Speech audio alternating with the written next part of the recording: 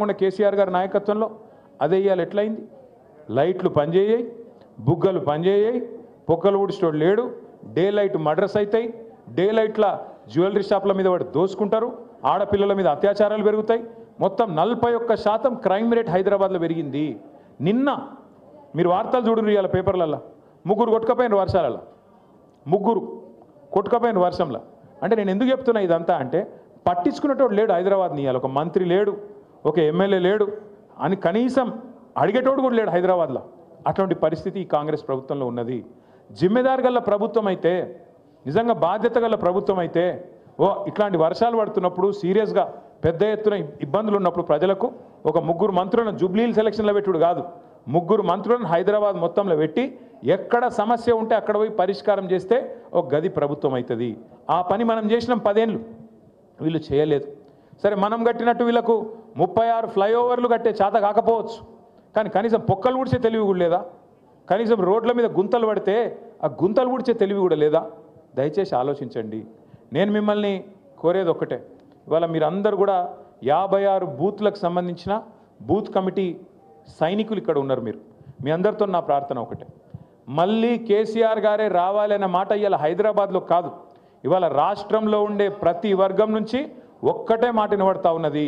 అప్పుడే మంచిగుండే, తిరిగి కేసీఆర్ గారిని తెచ్చుకోవాలనే మాట వినబడతా ఉన్నది. అందుకే నేను మిమ్మల్ని కోరేది ఒకటే, కేసీఆర్ గారు తిరిగి మళ్ళీ రాష్ట్రానికి నాయకత్వం వహించాలి అంటే ఆ జైత్రయాత్ర మీ జూబ్లీహిల్స్ నుంచే మొదలు కావాలని చెప్పి నేను కోరుతా ఉన్నా. మీ వెంగళరావు నగర్ డివిజన్ నుంచే మొదలు కావాలని నేను కోరుతా ఉన్నా. यहीं से शुरू होना अपनी जीत की जो सिलसिला है, यहीं से शुरू होना है.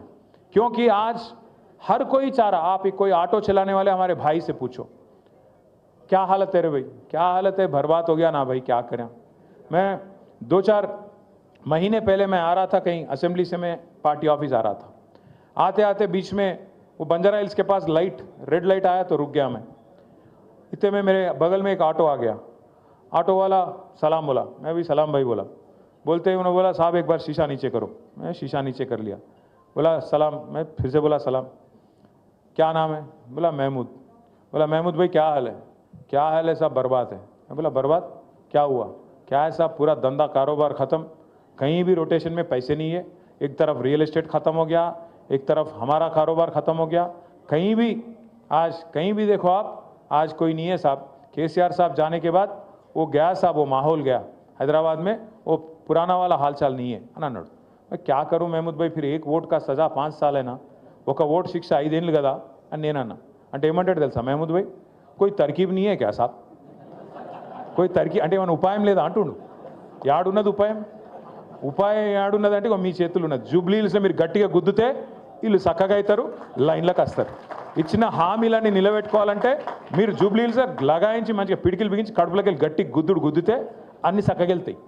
తులం బంగారం వెళ్ళాలి, 2500 రూపాయలు వెళ్ళాలి, ముసలోళ్ళకు 4000 పెన్షన్ వెళ్ళాలంటే మీరు ఇప్పుడు మళ్ళా అటు ఓటేసి మళ్ళీ ఇటు అడిగినాం అనుకో, రేవంత్ రెడ్డి ఏమంటాడు, మాకే ఓటేసారు జూబ్లీహిల్స్ ప్రజలు, మేము ఒక్క హామీ నిలబెట్టుకోకపోయినా, అన్ని లంగ మాటలు చెప్పినా, అన్ని దొంగ మాటలు చెప్పినా, జూట మాటలు చెప్పినా నాకే ఓటేసారు, కాబట్టి వీళ్ళకి ఇచ్చేదేమన్నది లేనేలేదు.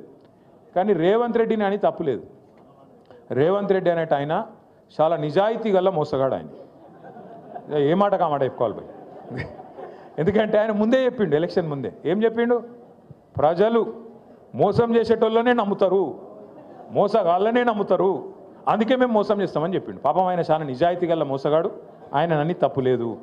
కాకపోతే బాధ ఎక్కడ అనిపిస్తుంది అంటే, మనం మంచి వాళ్ళని చూసినాం, ముఖ్యమంత్రులను, ఓ చంద్రబాబు నాయుడిని చూసినాం, ఇదే రాష్ట్రంలో మనందరం చూసినాం, ఓ ఎన్టీ రామారావుని చూసినాం, తర్వాత అటెనక రాజశేఖర రెడ్డి సాబ్ని చూసినాం, రోషయ్య గారిని చూసినాం, కేసీఆర్ గారిని చూసినాం. పెద్ద మనుషులను చూసినాక ఇలా రేవంత్ రెడ్డిని చూస్తుంటే ఎక్కడో అజం అవుతలేదు. ఏమిటికంటారా, నాకేం పగలేదు, పంచాయతీ లేదు, ఏమిటికంటారా? ఎవడన్నా ముఖ్యమంత్రి నేను సెక్రటేరియట్లో లంకె బిందెలు ఉంటాయని కొని వచ్చిన భయ్, లంకె బిందెలు ఉంటాయి సెక్రటేరియట్లో, లంకె బిందెల కోసం ఎవడు తిరుగుతాడు? అర్ధరాత్రి తువాలలు కప్పుకొని తటపారలు పట్టుకొని తిరిగేది దొంగలు. ఎవడన్నా ముఖ్యమంత్రి లంకె బిందెలు ఉంటాయంటాడు సెక్రటేరియట్లో, గట్లు ఉన్నాడు ఈయన. రెండోది నేను అడుగుతా, ఇప్పుడు ఈ రూమ్లో ఎవరన్నా అప్పు లేని వాళ్ళు ఉన్నారా? అప్పు ఖర్జా నీయే సో ఆద్మీ కోయి హై యహాं पे है तो हाथ उठाओ. అప్పు లేని వాళ్ళు ఎవరు ఉన్నారమ్మా? దేదీపి అని ఉన్నదా లేదా అప్పు ఉన్నది. మీ లేడీ సింగం కూడా అప్పు ఉందంట. సబ్కే పాస్ అప్పువే. అప్పు లేని వాళ్ళు ఎవడు ఉన్నాడు? మా సుధీర్ అన్న కూడా ఉంది అప్పు. ఎందుకంటున్నా అంటే వెంకటేశ్వర స్వామి గుడి ఉంది రాబాయి, మా వాళ్ళకి లేక దేవుని గుడి ఉంది. కరెక్ట్ చెప్పిండు మా తమ్ముడు. అయితే ఎందుకు చెప్తున్నా అంటే అప్పు అందరికి ఉంటుంది, కానీ ఏం చేస్తాం మనం? అప్పు హైతోవి కర్జా హైతోవి లోపల బనీన్కు పొక్కలున్నా మీదికెళ్ళి మాత్రం కడక్ అంగి వేసుకుంటాం. బయటికి మాత్రం షాన్ మే ఫరక్ నే అని అన్నట్టు తిరుగుతాం. ఎందుకు తిరుగుతాం? మళ్ళీ ఎవడన్నా అప్పు ఇవ్వాలంటే ఇవన్న వద్దా? ఇవ్వాలన్నా లేదా? ఇవ్వాలి మరి, అందుకే తిరుగుతాం అట్లా. కానీ ఈయన ఎట్లున్నాడు ముఖ్యమంత్రి? ముఖ్యమంత్రి అంటేనే కుటుంబానికి పెద్ద. ఈయననే తెల్లారి మార్కెట్లో పడి నా రాష్ట్రం దివాలా తీసింది, నా రాష్ట్రం సంకనాకిపోయింది, నా రాష్ట్రం మొత్తం ఎయిడ్స్ పేషెంట్ అయిపోయింది, నా రాష్ట్రం క్యాన్సర్ పేషెంట్ అయిపోయింది, నేను ఢిల్లీకి పోతే నాకు ఎవడు అపాయింట్మెంట్ ఇస్తలేడు, నాకు అపాయింట్మెంట్ ఇస్తే చెప్పులు ఎత్తుకపోతాడేమో అని భయపడుతుర్రు. ఇట్లా మాట్లాడతాడు ఎవడ ముఖ్యమంత్రి? గీననట మన జుబ్లీల్స్ని ఉద్ధరిస్తారట, హైదరాబాద్ను ఉద్ధరిస్తారట. మీరు ఆలోచన చేయండి. గిసోటి ముఖ్యమంత్రిని ఎవరైనా చూసినామా? ఇంకోటి అప్పు ఉందనుకో, ఇప్పుడు నేను సుధీర్ అన్న కాడ 1 లక్ష రూపాయలు అప్పు తీసుకున్నా అనుకో, చెప్తా నేను ఏం చెప్తా అన్న, ₹1 మిత్తి ఇస్తా, నాకు 6 నెలల్లో వాపస్ ఇస్తా అని చెప్తా. ఏదో వెళ్ళలేదు నాకు. సుధీర్ అన్న ఫోన్ చేస్తుండే 6 నెలల తర్వాత, ఏమైనా బాయ్ ఇస్తలేవు అని. 2 సార్లు ఫోన్ ఎత్తుతా, 3 సార్లు ఫోన్ కట్ చేస్తా, I'm not accessible, not reachable అని పెడతా. పెట్టినాక ఓ రోజు సుధీర్ అన్న వచ్చి పట్టుకుంటాడు. అరే దొరుకుతలేవు, ఏం సంగతి రాబాయ్ అని పట్టుకుంటాడు. పట్టుకున్నాక ఏం చేయాలి నేను? అరే